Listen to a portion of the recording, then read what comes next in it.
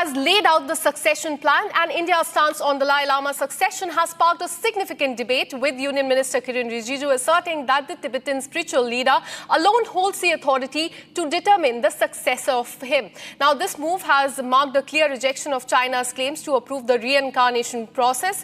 India's government has made it very clear that Dalai Lama's succession is a spiritual matter, not a political one, and that only Dalai Lama himself can decide his reincarnation. This stance is supported by the trust founded by Dalai Lama's office in 2015, which will have the authority to recognize the future reincarnation. As far as China's interference is concerned, it has rejected the Dalai Lama's succession plan, insisting that any future heir must receive its seal of approval. In fact, Beijing's 2007 Order Number 5 mandates that reincarnation of Tibetan lamas must first be approved by the Chinese government, a move widely criticized by the human rights group. Listen in. I'm joined by MP of Tibetan Parliament in Exile, Lhagyari Namgyal Dolkar. Thank you so much for speaking to Republic TV. I want to understand from you, how do you look at the succession plan of Dalai Lama? He has said that the trust will decide on that. It could be either boy or a girl, and China will have no role to play in this. How do you look at this? Thank you for having me, Akanksha.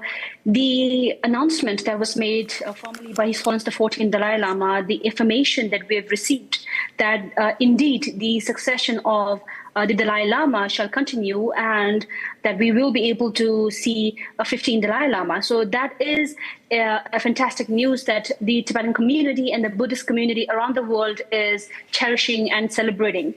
Having said that, of course, we are chasing this big elephant here in terms of talking about this important matter, but I have been trying to reiterate that when it comes to His Holiness the 14th Dalai Lama, we are looking at the 90 years old 14th Dalai Lama, who's doing physically very well, but spiritually and mentally even better. So in terms of that, we're hoping that he'll have many more years to go as he's promised to us.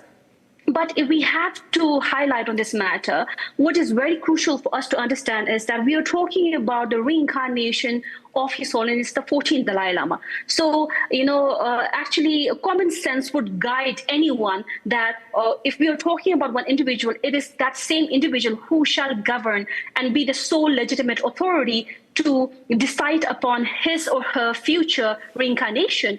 And as such, His Holiness has made it very clear that when it comes to his reincarnation and the succession of the Dalai Lama institution, it shall entirely be his decision, which shall be informed with due diligence to his Gande Podang Institute, which shall inform the message as per the guidance and recognition from the High Lama of the Tibetan religious gathering. And what is important, that message that sends out is the fact that China or anyone else has no authority to intervene in this matter, especially China.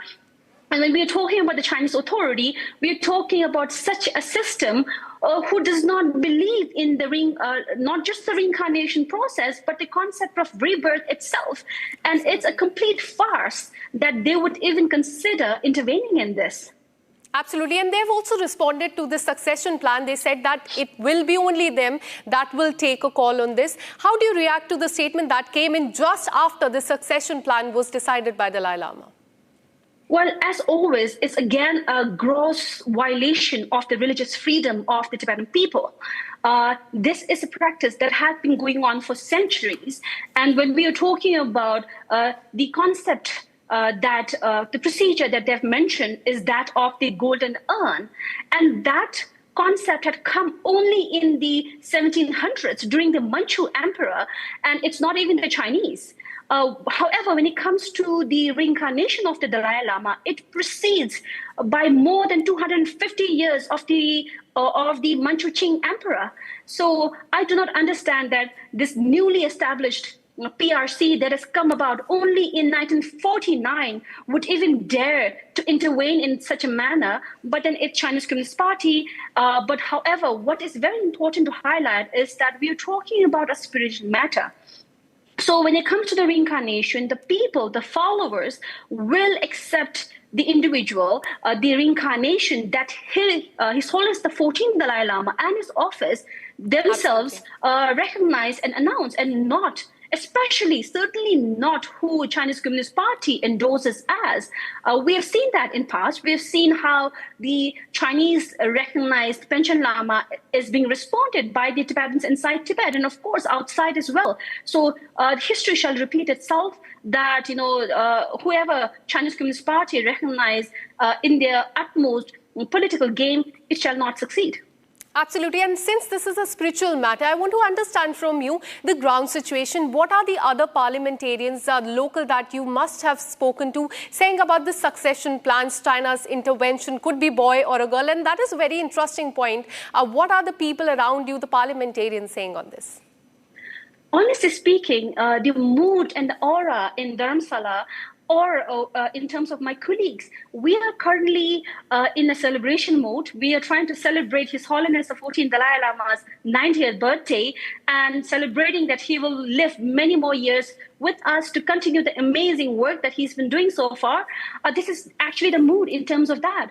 However, when it comes to the reincarnation, it is, as I mentioned earlier, it's entirely his decision.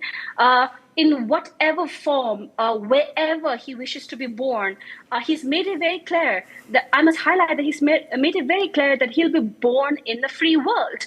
So this is all we know of, that he can come in any form, he can come wherever he wants, but he's made it very clear that it is certainly not under the occupation of China, and that we're hoping that it will be a free Tibet. However, if that is not the case, it will certainly not be occupied Tibet under the Chinese Communist Party's regime.